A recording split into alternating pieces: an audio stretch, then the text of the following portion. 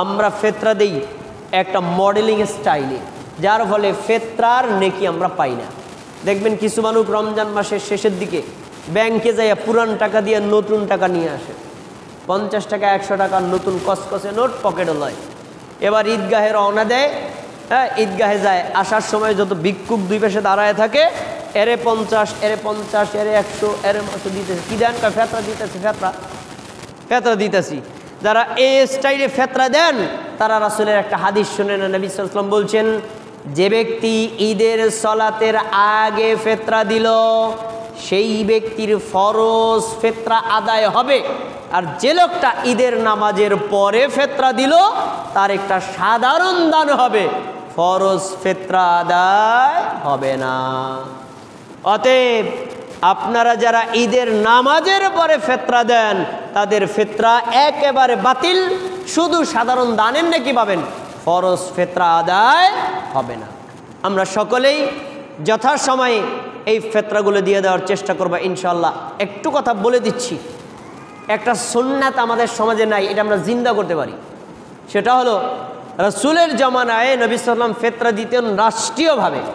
ধরেন উদাহরণস্বরূপ বাইতুল আমান সালাফি মসজিদের আওতাভুক্ত কতগুলো পরিবার আছে, সব মুসল্লির এক জায়গায় বসলো, এ ভাই আপনার পরিবারের লোক কয়জন? 5 জন, তাহলে 3 পাঁচা 15 কেজি চাল দিয়ে যাবেন। খেয়াল করেন, আমার পরিবার লোক কয়জন? 2 জন, আপনি 3 দুগুণে 6 কেজি চাল দিয়ে দেবেন।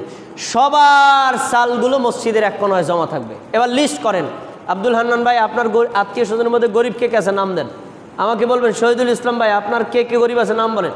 আমরা এবার নামের তালিকা দিব। কি হবে? আবার গরিব হলো ধরেন 100 জন, আমার চাল হয়েছে 500 কেজি, বাস তাহলে পার কেজি কত কেজি পরে, ব্যাস এবার এই চালগুলো পৌঁছে দাও। মানে কি?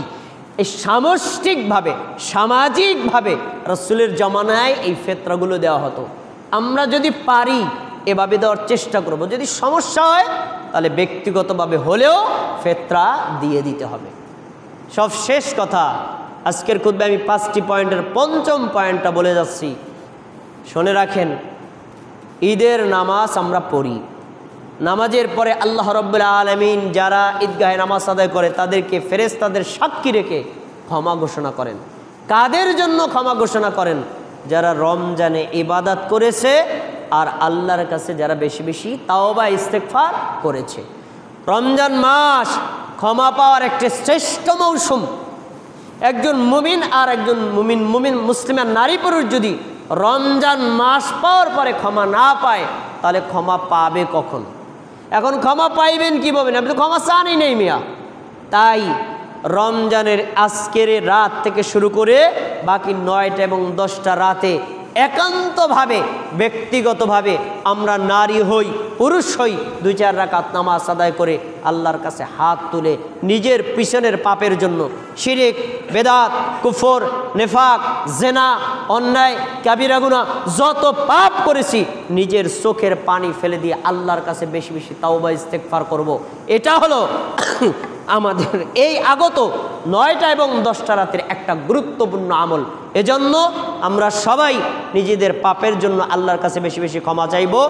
সবশেষে আপনারা সকলে জানেন ইদানিং এই 2-3 দিন যাবৎ ফিলিস্তিনের মুসলমানদের উপর ইহুদি রাষ্ট্র ইসরায়েল নতুন করে হামলা শুরু করেছে। 3 দিনে নিহতের সংখ্যা 1000 পার হয়ে গেছে।